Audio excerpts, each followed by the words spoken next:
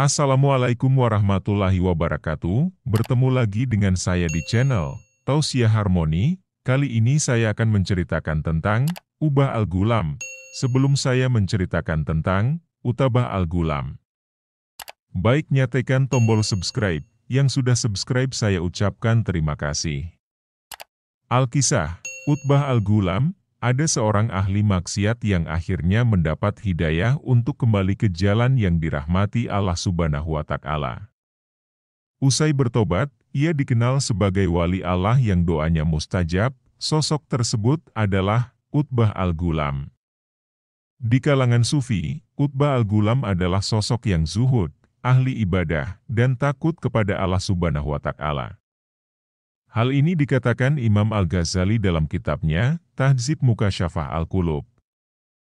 Sebelum terkenal menjadi ahli ibadah yang saleh, Utbah Al-Ghulam termasuk golongan fasik dan pendurhaka. Ia gemar berbuat maksiat. Namun, hal ini berubah 180 derajat saat ia menghadiri majelis ilmu Hasan Al-Basri, dikisahkan dalam buku Inspirasi Murabbi karya Nur Hafizah Musa. Saat Utbah Al-Ghulam datang ke majelis tersebut, Hasan Al-Basri sedang membahas tafsir surah Al-Hadid ayat 16. Ayat tersebut berbunyi, "Apakah belum tiba waktunya bagi orang-orang yang beriman agar hati mereka khusyuk mengingat Allah dan apa yang turun dari kebenaran, Al-Quran?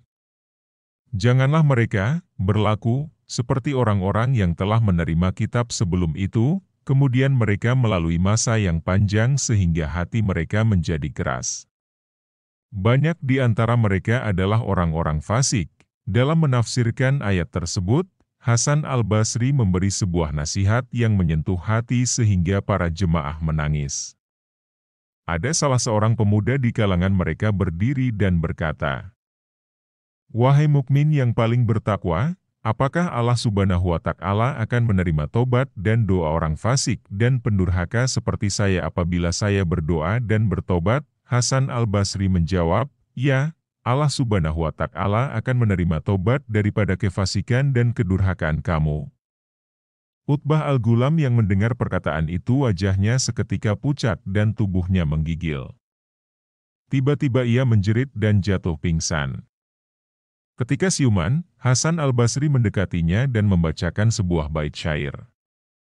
"Wahai anak muda pendurhaka, kepada pemilik arsinan mulia, adakah kau tahu balasan Tuhan untuk orang-orang yang durhaka, yaitu neraka Sainsinyur?" Utbah Al-Ghulam lantas menjerit sekuat tenaga dan kembali pingsan. Saat siuman, ia berkata, "Syekh, apakah Tuhan yang Maha Pengasih akan menerima tobat orang tercela seperti saya?" Hasan Al-Basri menjawab, "Adakah yang menerima tobat hamba yang berperangai kasar selain Tuhan yang Maha Pelindung?" Utbah Al-Ghulam kemudian mengangkat kepalanya dan menadahkan tangannya sambil berdoa 3 kali. Dalam doa pertama ia meminta, "Tuhanku, jikalau Engkau menerima tobatku dan mengampuni dosa-dosaku, muliakan aku dengan pemahaman dan hafalan sehingga aku dapat menghafal setiap ilmu dan ayat Al-Quran yang aku dengar." Lalu, dalam doa kedua ia berkata, "Tuhanku, muliakan aku dengan suara yang indah sehingga setiap orang yang mendengar bacaanku akan bertambah kelembutan kalbunya walaupun kalbu itu sudah mengeras." Dalam doa ketiga, Utbah Al-Ghulam mengucapkan, "Tuhanku, muliakan aku dengan rezeki yang halal dan berikan aku rezeki dari arah yang tak disangka-sangka." Allah Subhanahu wa Ta'ala pun mengabulkan semua doa Utbah Al-Ghulam. Ia pun menjadi sosok yang kuat hafalannya dan semakin bertambah pemahamannya. Setiap orang yang mendengarkan bacaan Al-Qur'annya langsung bertobat. Ia juga mendapat semangkuk roti dan kuah dalam rumahnya tanpa diketahui siapa yang meletakkannya. Hal ini terjadi hingga Utbah Al-Ghulam meninggal dunia. Demikian sedikit kisah tentang Utbah Al-Ghulam, seorang ahli maksiat yang bertaubat dan menjadi seorang wali Allah. Dari kisah ini kita dapat mengambil pelajaran bahwa sebaik-baiknya manusia yaitu mereka yang mau bertaubat. Semoga kita semua mendapatkan ridho dari Allah Subhanahu wa Ta'ala. Wassalamualaikum warahmatullahi wabarakatuh.